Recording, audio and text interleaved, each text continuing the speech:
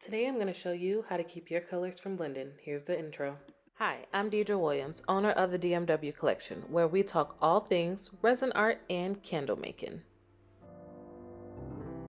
So a little disclaimer here, I actually poured this piece while on live on Instagram. So if you guys are not following me on Instagram, go ahead and follow me at the DMW Collection. But the beginning up until I lay the actual first color is just me kind of talking on live. So I got these mica powders from Resin recently, and I'm already so eager to use them. So I'm doing number 1 glitter bronze, number 5 brownie cake, and number 22 ikra, I think. I've already laid down my gemstones. I'm actually using glass, and so I got like the crystal clear glass, and then I have some brown stones around it. I really like that. I'm feeling that right now, but at any moment this can change. So before I mixed my resin already because I wanted to do that with my mask on before I got on. But I'm gonna go ahead. You guys can ask me any questions if you have them, but I'm gonna go ahead and put my mask back on and get the colors mixed. I'll show you guys like how much of each I'm putting in which ones. I have this idea in my head of what I want to do, but that can change too at any time.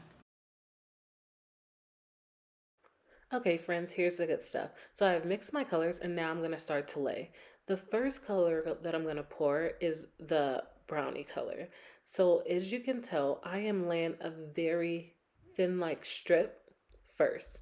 So this is the number one tip to having your colors not mixed together is 1, lay thin strips, and 2, don't lay them on top of each other. So you'll notice that I'm not really having my colors touch as I am laying each color on the board. I'm trying to give them a little bit of space. And this is for multiple reasons. Number 1, resin spreads. So if you give it a little bit of space, it'll spread out naturally. You don't have to do the work. It'll do it for you. Number 2, whenever you use your heat gun to pop bubbles, it also makes it spread a little bit more. So you don't want to put too much and then your colors start to blend. So now what I'm doing here is I'm filling out, so I only use those 3 colors. Kind of had that idea of what I wanted to do, but now I'm just filling in the board on how I wanted the colors to lay. Again, trying not to have them touch. I'm just putting them in the areas that I want them to be in.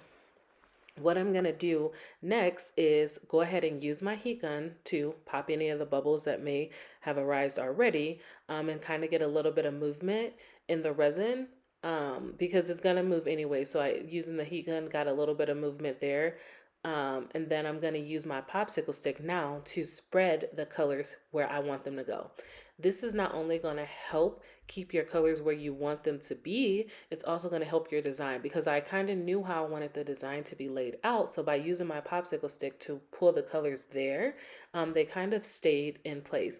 And also, if you're pulling the colors with a popsicle stick, it doesn't leave a lot of resin to be left to spread into each other, if that makes sense.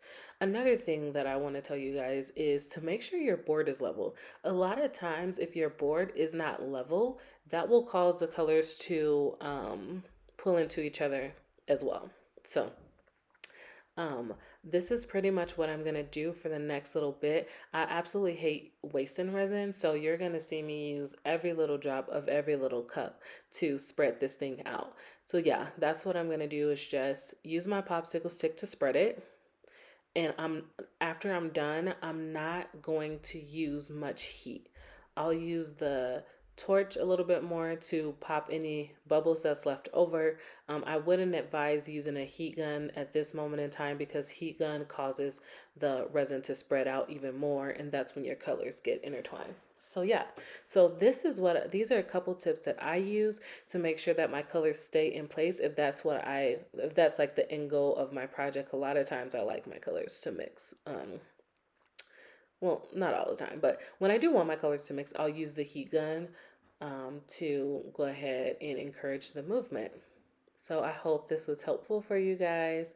I will show you an end clip as well of how it looks like after I've dolled it all up and all the things, but I've gotten a lot of questions about this in particular, how to get the colors not to mix. and this is how you're going to do it.